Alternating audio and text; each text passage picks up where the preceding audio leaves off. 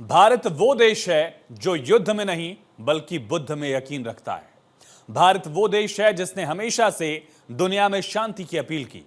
शक्तिशाली होने के बाद भी भारत वो देश है जिसने हर बार संयम बरता।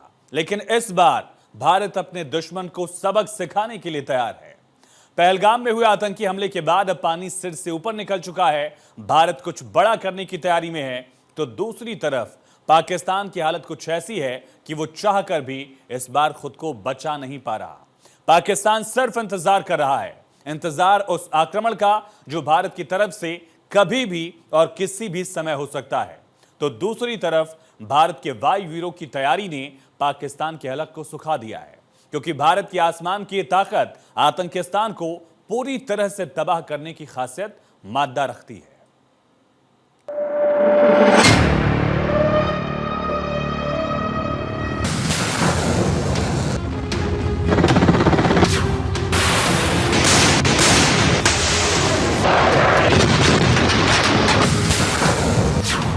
आसमान में तूफान, अब होगा आक्रमण।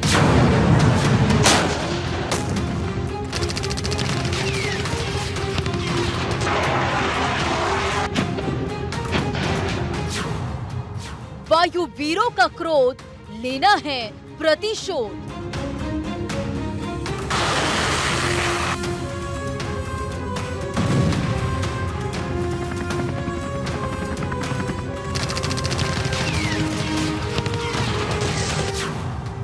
मिट्टी में मिलाने की सौगंध, अब होगा तांडव। अब आतंकियों की बची खुची जमीन को भी मिट्टी में मिलाने का समय आ गया है।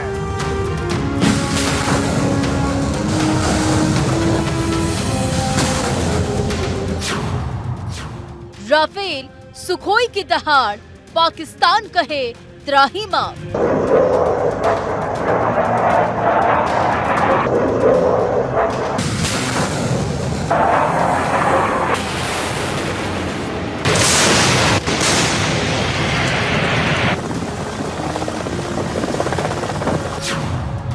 भारत का टारगेट सेट, आतंक का होगा द एंड। मैं बहुत स्पष्ट शब्दों में कहना चाहता हूं, कल्पना से भी बड़ी सजा मिलेगी।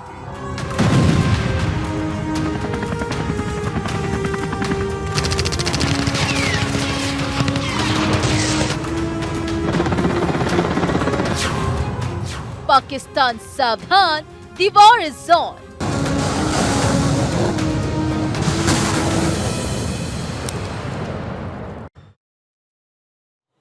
तो आसमान में भारत के वायुवीरों की दहाड़ सुनकर पाकिस्तान की सिट्टी पिट्टी गुम है। पाकिस्तान डरा हुआ है, पाकिस्तान खौफ में है, पाकिस्तान लगातार इस चिंता में है कि भारत का आक्रमण कब होगा, कितना घातक होगा। पाकिस्तान बेचैन है, तो उसकी इस बेचैनी को आसमान में हिंद की ताकत ने और बढ़ा दिया है। पहलगाम आतंकी हमले के बाद पाकिस्तान को सबक सिखाने का काउंटडाउन शुरू हो चुका है। भारत और पाकिस्तान के बीच पूरी रात टेंशन का माहौल रहा। श्रीनगर के आसमान में भारतीय एयरफोर्स के फाइटर जेट युद्ध अभ्यास के तहत उड़ान भरते रहे, जिसमें भारत का सबसे शक्तिशाली फाइटर विमान राफेल भी शामिल रहा। हिंदुस्तान के आसमान पर रफ्तार भरने वाला ये राफेल कैसे दुश्मन के खेमे पर तूफान बनकर टूटता है, पहले आपको इसके बारे में बताएंगे। उससे पहले एक बड़ी खबर बताएंगे। पाकिस्तानियों पर भारत का बड़ा एक्शन। गृह मंत्री अमित शाह ने सभी राज्यों के मुख्यमंत्रियों से बात की है। गृह मंत्री ने सभी राज्यों के मुख्यमंत्रियों को निर्देश दिया है, भारत से निकाले जाएंगे सभी पाकिस्तानी। गृह मंत्री अमित शाह का सभी राज्यों के मुख्यमंत्रियों को निर्देश, भारत से निकाले जाएंगे सभी पाकिस्तानी। भारत सरकार का यह फैसला था, सीसीएस की मीटिंग में तय हुआ था कि पाकिस्तानियों को उनके मुल्क वापस जाना होगा। सार्क वीजा पर भी रोक लगाई गई, 48 घंटे का वक्त दिया गया। लेकिन इन सब के बीच गृह मंत्री अमित शाह ने सभी राज्यों के मुख्यमंत्रियों को बात करके ये निर्देश दिया है कि सभी पाकिस्तानी नागरिकों को अपने राज्यों से वापस उनके मुल्क भेजें। उत्तर प्रदेश में कवायद शुरू भी कर दी गई है। उत्तर प्रदेश के मुख्यमंत्री योगी आदित्यनाथ ने ऐसे पाकिस्तानियों को चिन्हित करके उनको वापस भेजने की बात कही है। इसी बीच गृह मंत्री अमित शाह ने सभी राज्यों के मुख्यमंत्रियों से बात की। गृह मंत्री अमित शाह ने बात करने के साथ ही निर्देश दिया कि सभी पाकिस्तानियों को वापस भेजा जाए। अब समझते हैं किस तरह से भारत के वायुवीरों ने पाकिस्तान के जहन में दहशत को बढ़ा दिया है, और उसमें सबसे अहम, सबसे खास है भारत का राफेल। 4.5 जनरेशन फाइटर विमान है राफेल, और दूर तक इसकी मारक क्षमता इसको और ज्यादा ताकत देती है और ज्यादा महारथी इसको बना देती है। सबसे अहम यह है कि राफेल से न्यूक्लियर हथियार भी ले जाए जा सकते हैं। न्यूक्लियर हथियार ले जाने में राफेल सक्षम है, पूरी तरह से कैपेबल है। 1400 किलोमीटर प्रति घंटे की रफ्तार से जब राफेल आसमान में उड़ान भरता है तो दुश्मनों के लिए खतरे की घंटी तभी बज जाती है। 2 इंजन वाला विमान है ये। मिसाइल, बम और रॉकेट, इन सब के लिए 14 हार्ड पॉइंट हैं, और यहां तक कि परमाणु हथियार भी इसमें फिट हो सकता है। 9 टन वजन ले जाने में सक्षम है Rafale. Rate of climb 300 metre per second, यानी 1 सेकंड में 300 मीटर से ज्यादा की ऊंचाई हासिल कर सकता है हर 1 सेकंड के साथ, और 1 मिनट में 18,000 मीटर की उड़ान राफेल तय कर लेता है। सबसे अहम बात, सबसे खास बात यह है कि राफेल बहुत कम जगह में ही लैंड कर सकता है। इसकी सबसे अहम खासियत में से एक है हवा में रिफ्यूलिंग की खासियत, यानी जब डॉग फाइट्स होती हैं, जब एक विमान हमारे देश का दूसरे देश को टारगेट करता है, हवा में ही कई घंटे तक की उड़ान होती है, तो उस वक्त, उस मुश्किल वक्त में वापस लैंड कराकर रिफ्यूलिंग की जरूरत नहीं आती, बल्कि एयर टू एयर रिफ्यूलिंग में भी ये कैपेबल है। हवा में ही इसको फ्यूल दिया जा सकता है, और एक बार फ्यूल भरने पर 10 घंटे की उड़ान भरने में राफेल सक्षम है। यानी एक बार अगर फ्यूल हो चुका है, इसमें भर चुका है, तो फिर लगातार 10 घंटे तक राफेल गरज सकता है। फायरिंग गन जो उसमें सेट है वो 1 मिनट में 2500 फायर करता है, यानी 2500 गोलियां इस गन से निकलती हैं हर मिनट पर। यह वो ताकत है जिसके मुकाबले पाकिस्तान के पास कोई फाइटर जेट नहीं है। राफेल की तुलना में पाकिस्तान के पास कोई हथियार नहीं है, कोई इस तरह का फाइटर जेट पाकिस्तान के पास नहीं है। यही वजह है कि पाकिस्तान राफेल से डरता है, खौफ खाता है, और जब भारतीय वायुसेना ने, इंडियन एयरफोर्स ने अपना आक्रमण युद्धाभ्यास शुरू किया तो पाकिस्तान की खिड़की बनने लगी, पाकिस्तान की सिट्टी पुट्टी गुम हो गई। राफेल की ताकत आप समझ गए। अब आपको यह भी पता चल गया होगा क्योंकि राफेल की दहाड़ भर से पाकिस्तान पसीना पसीना हो गया है। अब इस राफेल में मौजूद उन हथियारों के बारे में समझते हैं। राफेल के उन हथियार जिनसे दुश्मन के खेमे को तबाह करने के लिए हथियार काफी हैं। यानी आसमान में हवा की रफ्तार से उड़ता राफेल जब ताबड़तोड़ इन वेपन्स का इस्तेमाल करता है, इन वेपन से हमला बोलता है, तो दुश्मन कहीं भी छिपा हो उसका संहार, उसका खात्मा पक्का है। सबसे पहले बात करते हैं राफेल में मौजूद उस मिसाइल की जो अदृश्य दुश्मन को भी नेस्तनाबूद करने का दम रखती है। राफेल में मौजूद हथियार जिसमें मेट्योर मिसाइल हवा से हवा में मार करने में सक्षम है। एयर टू एयर ये टारगेट अपना लॉक कर लेती है। रेंज 150 किलोमीटर तक, यानी भारत का फाइटर जेट जब पाकिस्तान के किसी फाइटर जेट को टारगेट करेगा तब मेट्योर मिसाइल जो है एक जगह से दूसरी जगह अगर 150 किलोमीटर की दूरी होगी तो भी अपना टारगेट जो है वो अचीव करेगा और दुश्मन फाइटर जेट को तबाह कर देगा। एक्टिव रडार सीकर से लैस है ये, यानी रडार के हिसाब से काम करती है ये मिसाइल, और किसी भी तरह का मौसम हो, हर मौसम में, हर मुश्किल परिस्थिति में मेट्योर मिसाइल सक्षम है काम करने के लिए, वार करने के लिए, टारगेट करने के लिए। साथ ही क्रूज मिसाइल, अगर क्रूज मिसाइलों का इस्तेमाल दुश्मन देश करता है तो उसको भी काउंटर करने में भारत की मेट्योर मिसाइल जो राफेल में लगी है वो कैपेबल है, सक्षम है, और मिसाइल से अदृश्य दुश्मन भी तबाह हो जाएगा। यानी भले दुश्मन नजर ना आ रहा हो लेकिन जिसका रडार सिस्टम है उस दुश्मन को भी टारगेट करने में कैपेबल है। राफेल में स्कैल्प मिसाइल भी मौजूद है। आपने मेट्योर मिसाइल समझी, अब स्कैल्प की बात करेंगे। ये कितनी घातक है इसके बारे में भी आपको बताते हैं। हवा से जमीन पर मार करने में भी सक्षम है। मेट्योर हवा से हवा यानी कि एयर टू एयर मिसाइल की, और हवा से जमीन पर मार करने की बारी जब आएगी तो स्कैल्प मिसाइल इस राफेल में फिट है, लैस है इस मिसाइल से राफेल। इसकी रेंज है 500 किलोमीटर, यानी बिना दुश्मन देश की सीमा में घुसे ही राफेल से अगर ये मिसाइल फायर किया गया तो 500 किलोमीटर की रेंज तक ये किसी भी टारगेट को पूरी तरह से खत्म कर देगी, तबाह कर देगी। अति सुरक्षित ठिकानों को भी तबाह करने की खासियत है। कोई बंकर है, किसी बिल्डिंग में कोई छुपा हुआ है, किसी भी तरह का टारगेट है, हर टारगेट को ये तबाह करने का मादा रखती है मिसाइल, स्कैल्प मिसाइल। जीपीएस से लैस है, सटीक निशाना इसकी सबसे खासियत है। पिन पॉइंट टारगेट को भी ये अचीव करता है। इसके बाद अब बात करते हैं उस हैमर मिसाइल की जो दुश्मनों के बंकर को भी उड़ा देने में, खत्म करने में दम रखती है। हैमर मिसाइल कितनी घातक है इसके बारे में अब समझते हैं। यह हवा से जमीन पर मार करने में सक्षम है। रॉकेट के जरिए चलने वाली मिसाइल किट है। मारक दूरी 20 से 70 किलोमीटर, रेंज कम है लेकिन तबाही बहुत ज्यादा है। दुश्मन का बंकर जो है वो पूरी तरह से नष्ट करने की खासियत है। सीमेंट, स्टील, लोहे से बना हुआ अगर बंकर है, उसके बावजूद अगर हैमर मिसाइल का इस्तेमाल राफेल ने किया तो बंकर पूरी तरह से तबाह हो जाएगा। सख्त सतह को भी तबाह करने की खासियत है।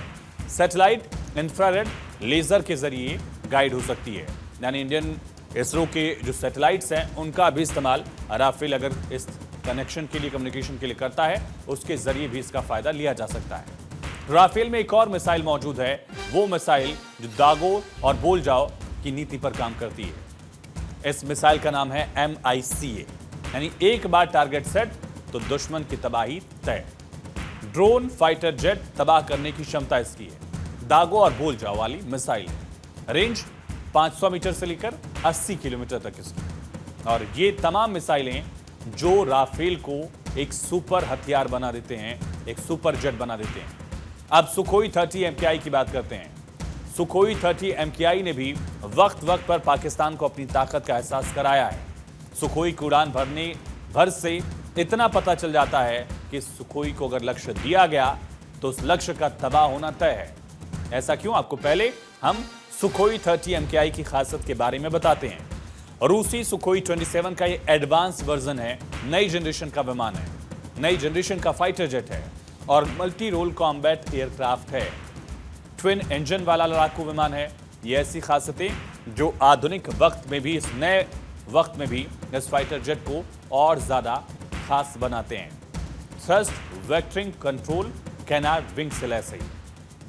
इसका वजन 17,700 किलोग्राम और सुखोई 30 MKI का वजन जो है वो हमने आपको बताया। टॉप स्पीड जो है 2120 किलोमीटर पर घंटा है। राफेल से इसकी स्पीड ज्यादा एक तरह से कहीं मौकों पर। ऊंचाई पर रेंज लगभग 3000 किलोमीटर और 56,800 फीट ऊंचाई तक ये उड़ान भरने में सक्षम है। यानी हाई एल्टीट्यूड के भी जो रण क्षेत्र हैं वहां पर भी सुखोई का इस्तेमाल किया जाता रहा है, किया जा सकता है। 30 mm की ग्रिजेव शिपुनोव ऑटो कैनन से लैस है और 1 मिनट में इससे 150 राउंड फायर होते हैं।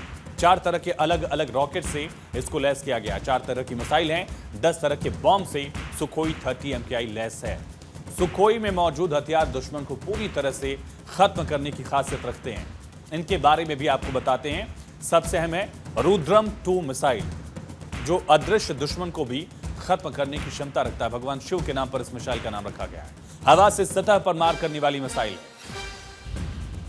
लॉन्च स्पीड 2469.6 किलोमीटर पर घंटा, यानी मिसाइल 2500 किलोमीटर की रफ्तार से अपने टारगेट को तबाह करती है। यानी इतनी तेज रफ्तार कि दुश्मन का रडार जब तक इसको पकड़ेगा तब तक टारगेट तबाह हो चुका होगा। Range 350 kilometre. Surveillance communication radar को नष्ट करने की खासियत है। यानी वो जगह जहां से पूरा रडार सिस्टम काम करता है, कम्युनिकेशन सिस्टम काम करता है, खास तौर पर उनको तबाह करने के लिए इस मिसाइल को डेवलप किया गया है। लॉन्चिंग से पहले और उसके बाद भी टारगेट को लॉक करने की क्षमता, यानी एक बार टारगेट लॉक हो गया फिर टारगेट की पोजीशन अगर चेंज भी होती है उसके बावजूद ये अपना टारगेट तबाह कर सकता है। दुश्मन के एयर डिफेंस सिस्टम को तबाह करने की इसकी खासियत इसको सबसे ज्यादा अलग और सबसे ज्यादा खास बनाती है अपने आप में।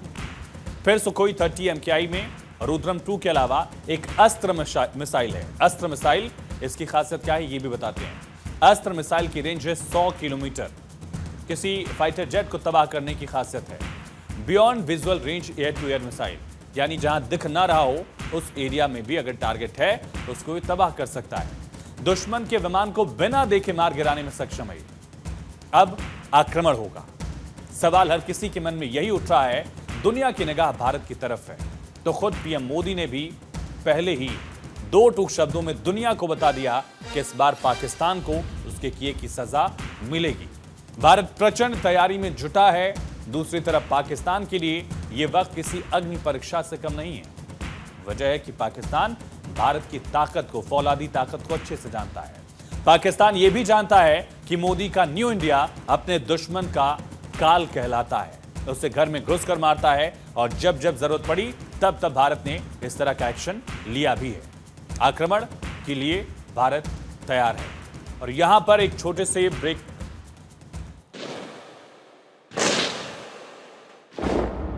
पहरेदारी बहुत हो गई, अब प्रहार होगा।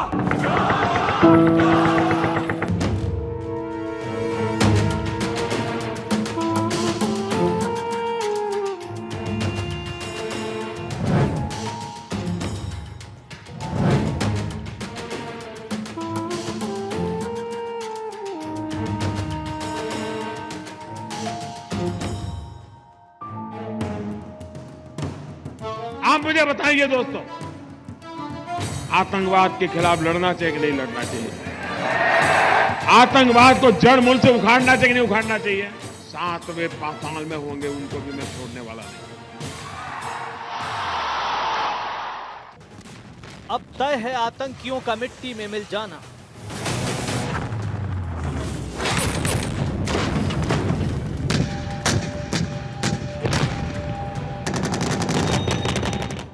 अब तय है आतंकिस्तान का नामो निशान मिट जाना।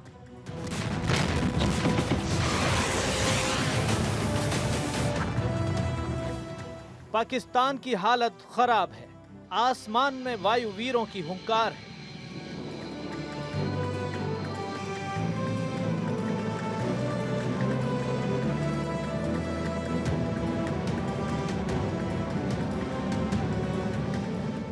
देश अब पाकिस्तान को सबक सिखाने के लिए तैयार है, तो पीएम मोदी ने 2 टूक शब्दों में यह साफ कर दिया है कि सजा मिलेगी, बहुत बड़ी मिलेगी।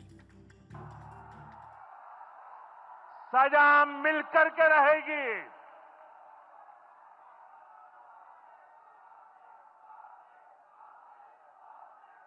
अब आतंकियों की बची खुची जमीन को भी मिट्टी में मिलाने का समय आ गया है। वायु सेना पूरी तरह से एक्शन मोड में है। सेना जमीन से पाकिस्तान को खदेड़ने के लिए तैयार है।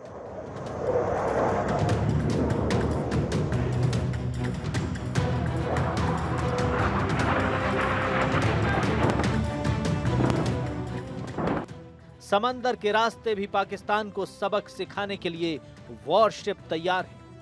यानी पाकिस्तान को इस बार वो सबक सिखाया जाएगा जो उसके लिए कयामत से कम नहीं होगा।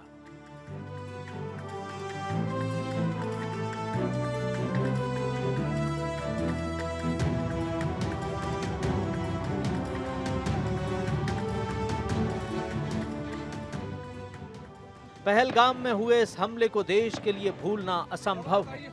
पूरे देश में जहां बदले की आग धधक रही है, तो दूसरी ओर इंडियन एयरफोर्स ने अपनी वॉर प्रैक्टिस शुरू कर दी।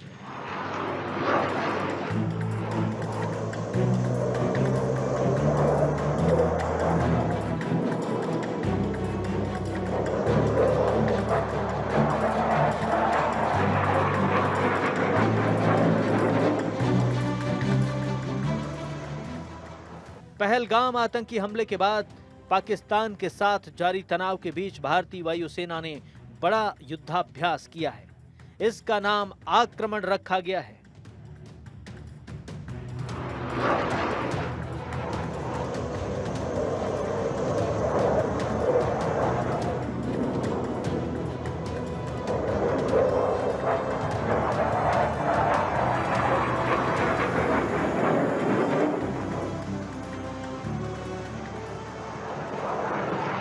पहलगाम आतंकी हमले के बाद भारतीय वायुसेना 48 घंटे से हाई अलर्ट पर है। युद्ध की तैयारी के लिए आईएएफ ने सेंट्रल सेक्टर में युद्धाभ्यास किया।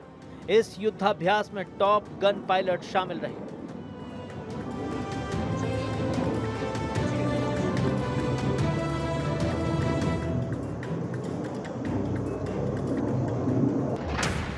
पहलगाम हमले के बाद अलग अलग एयरबेस पर भारतीय वायुसेना के विमान तैनात हैं। एयरबेस से एक साथ विमान उड़े, आसमान से जमीन पर हमले की ड्रिल की गई। राफेल की हाशिमारा और अंबाला स्क्वाड्रन से विमानों ने उड़ान भरी। वहीं भारतीय एयर डिफेंस यूनिट फ्रंटलाइन पर तैनात है।